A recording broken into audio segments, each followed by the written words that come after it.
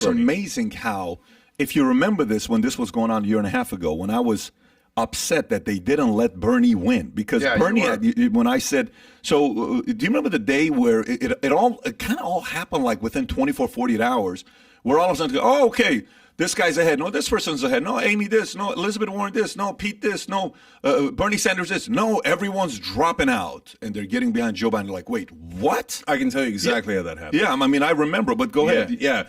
So Bernie won the first 3 states. Now, look, mainstream media is not in the, they're not in the business of manufacturing news. They're in the business of manufacturing consent. Okay, so Noam Chomsky wrote about this decades ago, and he's absolutely right. So they do propaganda for a living. It's the marketing arm of corporate rule. So when Bernie won the first 3 states, they did not do what they always do. When an establishment candidate, either a Republican or a Democrat, wins the first 3 states, everybody in media goes, oh my God, we have the presumptive winner. Everybody clear the field, clear the field. Iowa, New Hampshire, it's over. Right. They do that even when Hillary Clinton loses one of them. Even before there was any election, they were like, Hillary Clinton's obviously the winner. Hillary Clinton leading. In fact, I criticized CNN on CNN for doing this.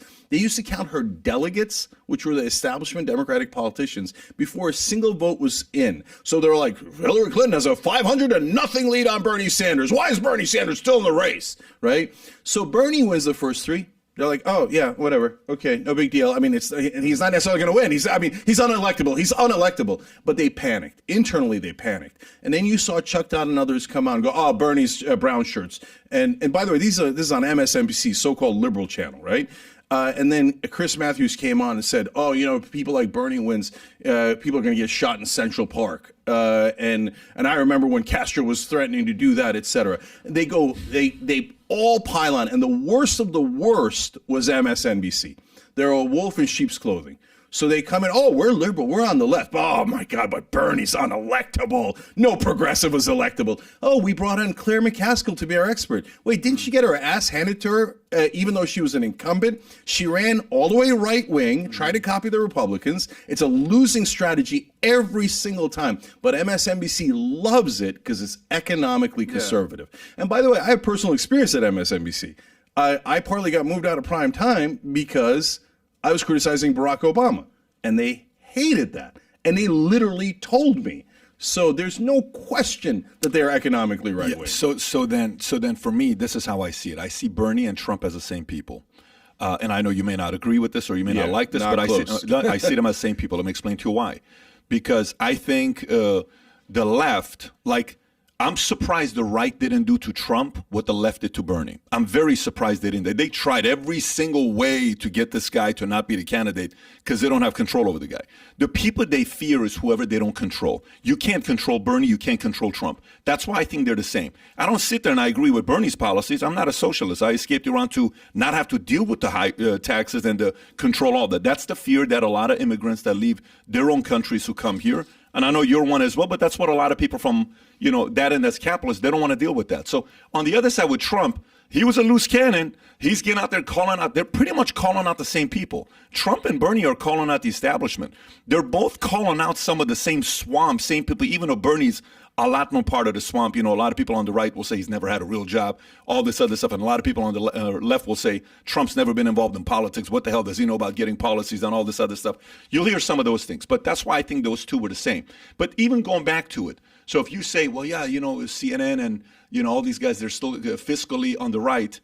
DeSantis has got tens of millions of eyeballs right now, people that follow the guy. And he may be their next superstar. Even on Trump, you got 78 million eyeballs, whatever the number is that he got the votes. Pick 81, is it 81, 78? I don't know if I'm getting the numbers right or not. But so he's got 78 million eyeballs. If you're not going to give that guy any credit, and so this will go to my next question with you, and I'm really curious on what you're going to say with this. So I think a lot of times, and maybe this is a left and a right thing, but for the last 6 years, it was more of a left thing, left media side. They did not know if Russia was real, but man, they kept talking about it like a broken record. They had no clue if this thing was real, but thank God they had some story to talk about every day. viewership. Another thing with Russia, who's the one guy that got up? Schiff. What's Schiff's first name? Is it Adam Schiff? Oh my God, he's saying it. There's got to be something. It's like, what are you talking about? And then next thing you know, you find out that with the report that came out, what's the report that came out with Mueller? Not the Mueller, the other one that just spying on Durham report that comes out. Hey, this is really what was going on. Well, we don't really know this, and then they stop talking about it, and then you see the Hunter Biden laptop, spits. Everybody's like, no, this is just media misinformation, another Republican misinformation, another Russian misinformation campaign. And then folks are sitting there, and I'm looking at CNN's eyeballs. Like, so folks are sitting there saying, who the hell do you believe today? Do you believe them? Who do you believe today? It's very hard for the regular viewer and the listener that's not involved in the politics like you are, that they've committed their life to, that this is their work. It's the average guy that's like, listen, I'm just trying to see who I believe. You seem, inconsistent. You seem consistent. You seem consistent. You seem inconsistent. Who the hell do I believe? That's why I say I think CNN, MSNBC, a lot of the mainstream media lost a lot of people because all they want to defend is maybe not progressives, but Democrats on the left, and they don't want to support anything that the Republicans are talking about, and they lost a lot of people. So I got to flip your frame here because you're right on so many things, but it's just the wording is off, and it makes a big difference. I don't speak English is not my first language. Jay, give me a break. It's my fifth language. By the way, not my first language either. So here's what I mean by that. It seems like they're supporting Democrats, but they're not. Like, I gave you the example of Chris Christie. I gave you the example of John McCain. I can give you tons of tons of corporate Republicans that the establishment press supports as well. Now, they're mainly in love with corporate Democrats. That is true, okay? Because corporate Democrats, unfortunately, it pains me, and that's why I fight them so much, have become the most corporate, right? We will do whatever corporations say, and we'll pretend that there's change on the outside. Oh my God, we've got a black person who's doing everything corporations want. So everything is fixed. No, everything is not fixed. So for example, $15 minimum wage is so important to the black community. 47% of blacks in this country make less than $15 an hour, right? What do corporate Democrats do? They put out somebody like Hakeem Jeffries to say, now he goes, oh, I'm for the $15 minimum wage. But behind the scenes, he helps to kill the $15 minimum wage. But as long as we got the right face on it, corporate rule is awesome. No, it is not awesome. So it's not that they're pro-Democrat, it's that they're pro-corporate rule. And so the populism that you're seeing, the similarity between Trump and Bernie, you're right. You're not right. It's not. They're not similar on policies. Of course not. Right, and they're not similar on earnestness. Like Bernie's super earnest. I think Trump is a grade A con man. Right, but they are both cannot be controlled. That is true, and that is why establishment media despises them. And so establishment media has lied to us our entire lives. Can I draw a correlation to what you're saying? Because the control, neither of you two can be controlled, and I think that's something that you both can agree upon, is that you'd like to be able to say what the hell ever you want to say, do what you want to do. We're in America. Exactly. Yeah. I mean, that's undeniable. Who wants to be controlled? But you made a couple points here, and I just want to kind of align the stars and see if I'm right here. Essentially, what you're talking about is old school versus new school. Now, you brought up we started off the conversation with media and the establishment media and legacy media versus new media and the democratization of media. Then you moved on to establishment politics versus basically the Trumps and the Bernies and the AOCs who are, messing up the establishment. And I'll even go one further. That's essentially what crypto is doing to, typical mainstream, the monetary system. Essentially, what is happening is the establishment wants to control what they control. Yeah. And what you're basically saying, and whether you're a Bernie guy or a Trump guy, is they're rattling a lot of cages, and the establishment don't like that too much. Yeah, 100%. And Patrick, let me just go back to agreeing with you on the core premise, which is really important, right?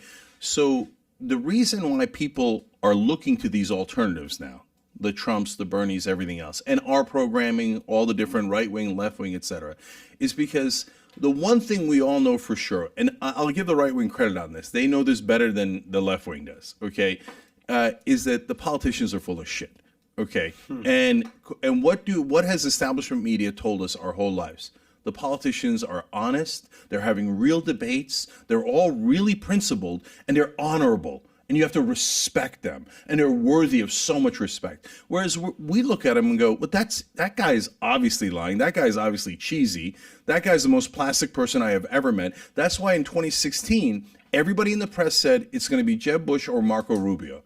And I said, you guys are a joke. There's no chance it's going to be that. Marco Rubio is a boy, okay? He's the most plastic, fake politician you'll ever meet in your entire life. And that's why corporate media loved him. They loved him. They're like, it's got to be Rubio. It's got to be Rubio. I'm like, have you guys looked at a single goddamn poll? I said Trump would win the Republican primary about 4 months before they started voting. You know why? I'm not a genius. One, I just know the country's in a populist mood. They hate the lies of the establishment media about how politicians are so goddamn wonderful, because that's just the most obvious lie of all time, right?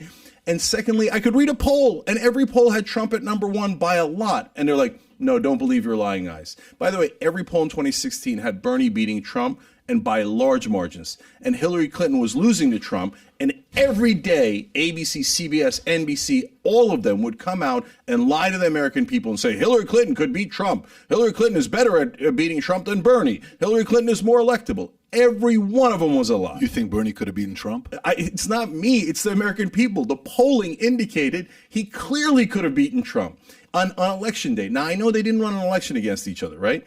On election day, Bernie was beating Trump by 12 points. So you run an election, the Republicans smear him, you're going to wear down that 12, right? Mm-hmm. But you're not going to wear down the whole 12. 12 is a giant monster lead. Do you remember those polls, Pat? Not that it's saying that polls are credible, but I mean, that's a whole other conversation. First of all, what we learned about polls in 2015, 2016, none of them are right. So the credibility of the only poll I may give some credence to is I look at Pew is good, Gallup is relatively trusting. Any Fox News poll, CNN poll, MSNBC poll, I don't look at any of that stuff. Those are the only two I pay attention to. If you enjoyed this short clip, click over here to watch another short clip. And if you want to watch the entire episode, the entire podcast, click here.